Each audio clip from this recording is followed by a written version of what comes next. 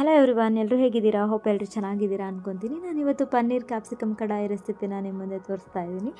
So ನೀವು ಕೂಡ ಒಮ್ಮೆ ಟ್ರೈ ಮಾಡಿ ಕಮೆಂಟ್ ಬಾಕ್ಸ್ನಲ್ಲಿ ಹೇಗಿತ್ತು ಅಂತೇಳಿ ಕಮೆಂಟ್ ಹಾಕೋದನ್ನು ಮಾತ್ರ ಮರಿಬೇಡಿ. ಯಾರ್ಯಾರೆಲ್ಲ ನನ್ನ ಚಾನಲ್ನ ಸಬ್ಸ್ಕ್ರೈಬ್ ಮಾಡ್ಕೊಂಡಿಲ್ಲ ಇವಾಗಲೇ ದಯವಿಟ್ಟು ಹೋಗಿ ಸಬ್ಸ್ಕ್ರೈಬ್ನ ಮಾಡ್ಕೊಳ್ಳಿ. ಬೆಲ್ಲೈಕನ್ ಕ್ಲಿಕ್ ಮಾಡೋದನ್ನು ಮಾತ್ರ ಮರಿಬೇಡಿ. ಯಾರ್ಯಾರೆಲ್ಲ ಇದುವರೆಗೂ ಸಬ್ಸ್ಕ್ರೈಬ್ ಆಗಿದ್ದೀರಾ ಅವ್ರಿಗೆಲ್ಲ ಧನ್ಯವಾದಗಳನ್ನ ತಿಳಿಸ್ತಿದ್ದೀನಿ.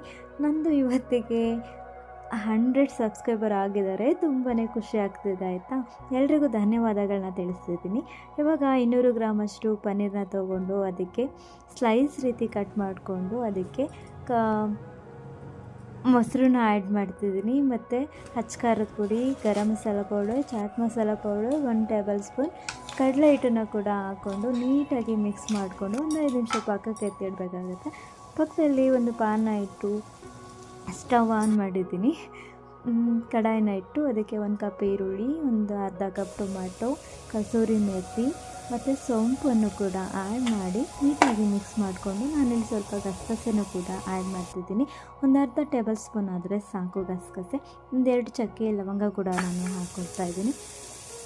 ಇದನ್ನೆಲ್ಲ ನೀಟಾಗಿ ರುಬ್ಕೊಬೇಕಾಗುತ್ತೆ. ಇವಾಗ ಪಕ್ಕದಲ್ಲಿ ಕಡಾಯಿನ ಇಟ್ಟು ಅದಕ್ಕೆ 1 ಟೇಬಲ್ ಸ್ಪೂನಷ್ಟು ಬೆಣ್ಣೆನ ಹಾಕ್ಕೊತಾ ಇದ್ದೀನಿ. 1-2 ಪಲಾವ್ ಎಲೆನ ಕೂಡ ಹಾಕ್ಕೊತಿದ್ದೀನಿ. ಸ್ವಲ್ಪ ಕಸೂರಿ ಮೆಥಿನ ಕೂಡ ಆ್ಯಡ್ ಮಾಡ್ಕೊತಾ ಇದ್ದೀನಿ.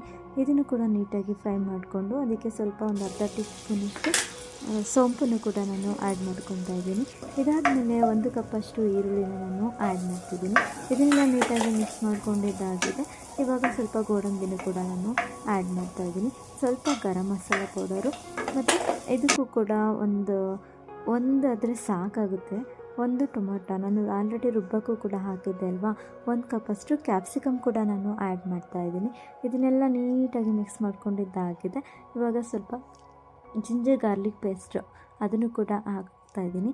ಇದನ್ನು ಕೂಡ ಒಂದು 2 ಮಿನಿಟ್ಸ್ ಫ್ರೈ ಮಾಡಿಕೊಂಡು ಇದಕ್ಕೆ ಗರಂ ಮಸಾಲ ಮತ್ತು ಚಾಟ್ ಮಸಾಲ ಪೌಡರು ಮತ್ತು ಖಾರದ ಪುಡಿನೂ ಕೂಡ ನಾನು ಇಲ್ಲಿ ಆ್ಯಡ್ ಮಾಡ್ತಾಯಿದ್ದೀನಿ. ಇದಿಷ್ಟನ್ನು ಕೂಡ ನೀಟಾಗಿ ಫ್ರೈ ಮಾಡಿಕೊಂಡು ಅದಕ್ಕೆ ನಾನು ಆವಾಗಲೇ ಪನ್ನೀರನ್ನ ಮಿಕ್ಸ್ ಮಾಡ್ಕೊಂಡಿದ್ದೆ ಅಲ್ವಾ, ಆ ಪನ್ನೀರನ್ನ ಇದಕ್ಕೆ ಆ್ಯಡ್ ಮಾಡ್ತಾ ಹೋಗಬೇಕು. ತುಂಬ ಚೆನ್ನಾಗಿರುತ್ತೆ ಟೇಸ್ಟ್ ಆಯಿತಾ. ನೀವೊಂದು ಸಾರಿ ಟ್ರೈ ಮಾಡಿ.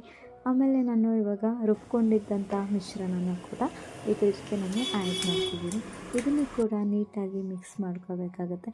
ನಿಮಗೆ ಕಲರಲ್ಲೇ ಗೊತ್ತಾಗ್ತಿದೆ ಅಂದ್ಕೊತೀನಿ. ನಾನಲ್ಲಿ 1 ಕಪ್ ಬಟಾಣಿ ಕೂಡ ಆ್ಯಡ್ ಮಾಡಿದ್ದೀನಿ. ನೋಡಿ ಕನ್ಸಿಸ್ಟೆನ್ಸಿ ಎಷ್ಟು ಚೆನ್ನಾಗಿದೆ ಅಲ್ವಾ. ಸೊ ಎಷ್ಟು ಪ್ರಮಾಣದಲ್ಲಿ ನೀರು ಬೇಕಾಗುತ್ತೆ ಅಂತ ನಿಮಗೆ ಗೊತ್ತಾಗುತ್ತೆ. ಸೊ ಇಲ್ಲಿ ನಾನು 1-2 ಕಪ್ಪಷ್ಟು ನೀರನ್ನು ಕೂಡ ಹಾಕ್ಕೊಂಡಿದ್ದೀನಿ.